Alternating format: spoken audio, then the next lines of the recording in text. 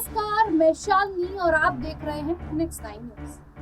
संघ लोक सेवा आयोग की सेवाओं में लेटरल एंट्री को लेकर आजकल सियासत गर्म है। आरोप प्रत्यारोप का दौर चल रहा है, जिस मुद्दे को लेकर विपक्ष हंगामा मचा रहा है। जानते हैं इसके पीछे की कहानी। लेटरल एंट्री का मतलब निजी क्षेत्र के विशेषज्ञों की सीधी भर्ती से है। इसके माध्यम से केंद्र सरकार के मंत्रालयों में संयुक्त सचिवों, निदेशकों और उप सचिवों के पदों की भर्ती की जाती है। यह अवधारणा सबसे पहले कांग्रेस के नेतृत्व वाली संयुक्त प्रगतिशील गठबंधन सरकार के दौरान पेश की गई थी। 2005 में वीरप्पा मोइली की अध्यक्षता में बने दूसरे प्रशासनिक सुधार आयोग ने इसका समर्थन किया था। एआरसी को भारतीय प्रशासनिक प्रणाली को अधिक प्रभावी, पारदर्शी और नागरिक अनुकूल बनाने के लिए सुधारों की सिफारिश करने का काम सौंपा गया।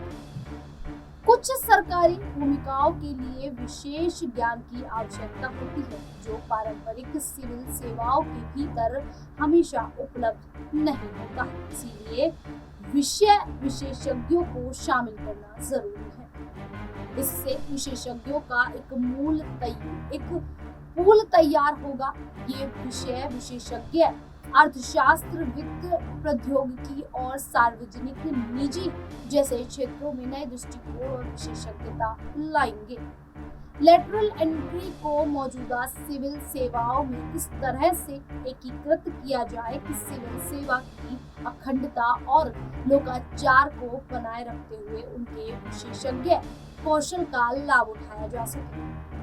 1966 में मोरारजी देसाई की अध्यक्षता वाले प्रदेश प्रशासनिक सुधार आयोग ने इसका आधार तैयार किया। हालांकि आयोग ने लेटरल एंट्री की कोई वकालत नहीं की थी। बाद में मुख्य आर्थिक सलाहकार का पद लेटरल एंट्री के जरिए भरा जाने लगा। नियमों के अनुसार इसके लिए 45 वर्ष से कम आयु होनी चाहिए और वह अनिवार्य रूप से एक प्रतिष्ठित अर्थशास्त्री हो। इसी तर्ज पर कई अन्य विशेषज्ञों को सरकार के सचिवों के रूप में नियुक्त किया जाता है।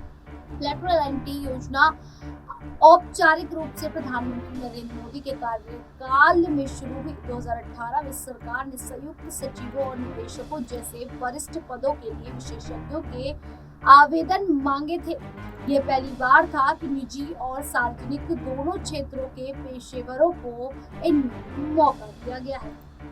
अब जिस तरीके से केंद्र सरकार की ओर से ये नई योजना है, तो ऐसे में इस योजना का लाभ आखिरकार किस तरीके से उठाया जाएगा, ये जो सचिव के पद चुने जाएंगे उससे पता चलेगा। फिलहाल अब इस पूरे मुद्दे पर आप लोगों की क्या राय है, हमें कमेंट करके जरूर बताइएगा। उसी प्रकार की देश दुनिया से जुड़ी खबरों के लिए देखते रहिए नेक्स्ट 9 न्यूज।